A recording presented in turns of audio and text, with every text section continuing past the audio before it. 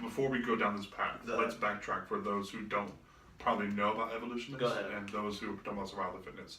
There's this dude back in the day by the name of Charles Darwin, right? So he was studying across broad, studying animals, studying all of life itself, right? And so from him to other guys that just down the road, one of them famous books I think was Communist Manifesto, not by Darwin, but I forget it was Nietzsche, I think. Okay. But just this mindset of eliteness. That's the key word, eliteness. So those who are the elite class are the best and who are going to survive and move forward.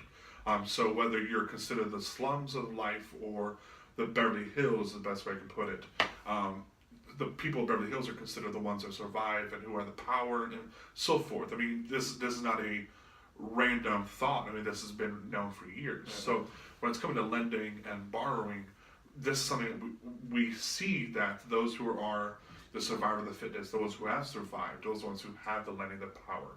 And the reality is that we need to, as we go down this path, as Brandon will talk in a couple seconds about like what is borrowing in survival fitness and evolutionist, I want you to just create the mindset that those who progress over time and those who have survived are considered the greater people. So that's why I want you to make sure before we run into this. Oh, absolutely. So the people will understand. That. Yeah, and I think it's kind of to my fault that I kind of make the assumption that people are aware. Oh, there's nothing wrong with that. And I think just that little history kind of just puts into perspective where I'm about to go. And so when I was doing research, just the evolutionist kind of wants to wants to try to make a distinction between evolution and survival of the fittest.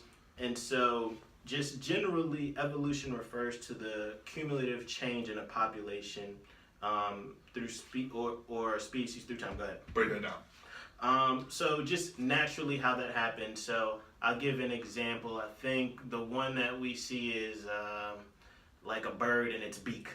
Like there's certain birds who have a sharp beak that can get through certain things to get food, and then there's a bird who has a beak that's kind of dull, and so they're not able to get through to certain food. So if something changes like the weather or something happens where it affects that bird who has a dull beak from obtaining food, the bird that's going to survive is the one that has maybe the sharper beak who can get through the nut or whatever the case may be so that they can survive. Or an animal who has more fur than another one, if the temperature changes, the one with the more fur is going to adapt more than the other one. I'm going to be completely honest with you right now. I did not know we were going with that, and that was awesome. So, I was like, bird with the beak, what? And that was a good analogy. I mean, clear and simple. Like, we could say flying, for example, right? So, come from when I lived in Miami, right about November, October time, you're going to see a lot of birds flock over.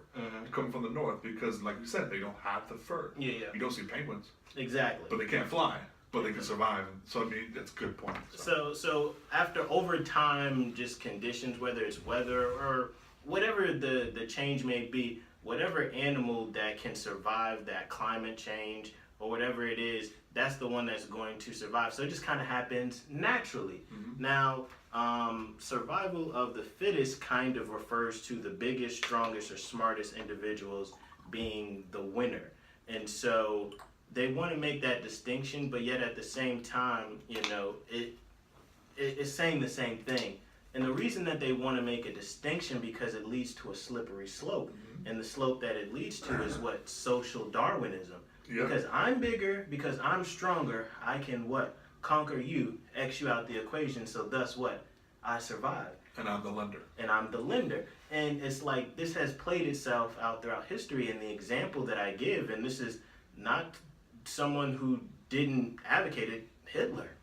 He explicitly, said that the Aryan race is superior to any other race, so I'm going to exterminate, namely Jews, but several other individuals, gypsies, Jehovah's Witnesses, homosexuals. I'm going to exterminate them because what? Our race is the superior race, and he adopted this from Darwin.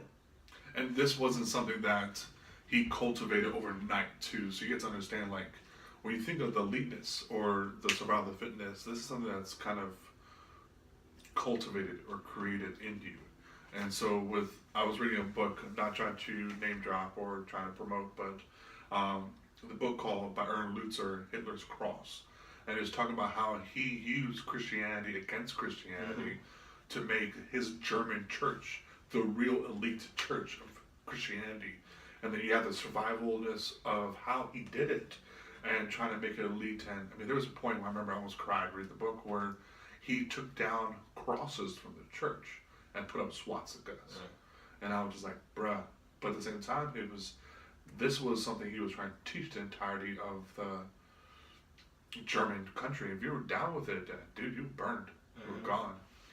And so Hitler, and that's a good point too, that because I think that would be a common objection, that Hitler adopted Christian principles and evolutionary worldview to form and shape his own thing, and kind of use that to elevate himself over other people. But as far as just him adopting that evolutionary mindset, he said instead of permitting natural forces, because that's evolution, just natural forces, weather, things that are out of our control, influencing evolution on that level, he took it in his own hands and said, I'm going to do this. Now, to do justice to any evolutionist, no evolutionist would advocate for this. So I just want to make that very, very clear. But what I'm saying is that ideal of evolution kind of lends to that kind of philosophy, and who's to stop them?